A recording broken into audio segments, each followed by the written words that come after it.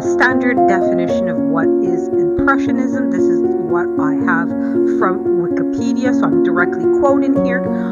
So Impressionism was a 19th century art movement characterized by relatively small, thin, yet visible brushstrokes, open composition, and emphasis on accurate depiction of light in its changing qualities, often accentuating the effects of the passage of time, ordinary subject matter, unusual visual angles, and inclusion of movement as a crucial element of human perception and experience.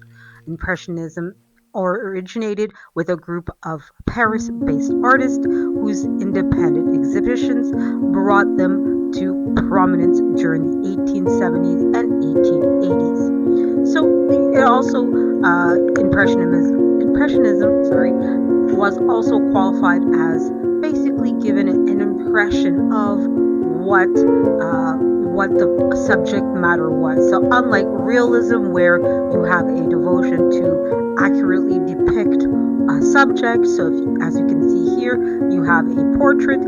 Here you can see that there's no 100% accuracy, true to life depiction. It's really just the idea of what is being seen. With realism, you have an accurate, almost photogenic painting. So that's why at first Impressionism was considered an avant-garde movement, right? It was a movement that went against the norm, against the standard, that artists were deciding that we want to be different or independent from the statu quo. And we really want to rebel against and do our own thing, yet still being true to having at least some techniques and ideas behind what was being presented.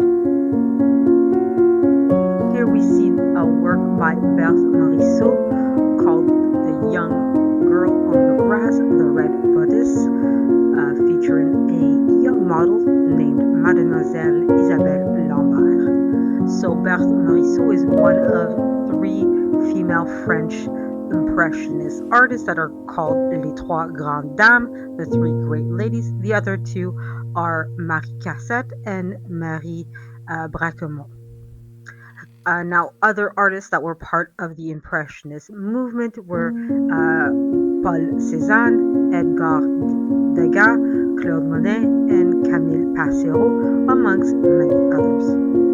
Now, further in this video, I will go ahead and define what Impressionist work is, but like many movements that were created in the 1800s, early 1900s, this type of movement is considered as avant-garde because it really was going against the statu quo, which at the time was realism and or religious artwork. So what are my thoughts on this painting? Well, it's a painting and that's surprisingly relatively small. If you do go to Ottawa, I definitely recommend that you get tickets to the National Gallery of Canada, where you'll be able to see this painting, for yourself in real life. And it's always surprising as to just how small this painting is. It's not a very big painting. We often think that paintings are going to be 10 feet by 10 feet and very thick and layered with painting, but a lot of them are relatively small. Now, it's not to say that this is, 2 inches by 2 inches either. It still has some weight to it, it still has some size to it, but it's not as big. Now, obviously, I do get close or as close as I can to the painting, and obviously, I did, crop out some of it and make it a little bit larger so that you guys can see it properly. But this painting is not as big as you would think, but still, it gives you the impression of size. And that's another thing I do like about a lot of the paintings of in the Impressionist era or movement. They don't they do a lot with not much, right? There's small paintings. The canvases aren't very big, but they give a big impression, right? They do a lot with very little. So I do like that. And speaking of that, obviously they give very little details, but they say a lot, right? As you can see with this painting, this is typical of the Impressionist movement where it's not true to life accuracy. You're not going into tremendous details, right? The flowers are just a couple of lines, right? They're just a few scribbles. It's not details. You can count the petals, you can count like you can see every last detail of each flower.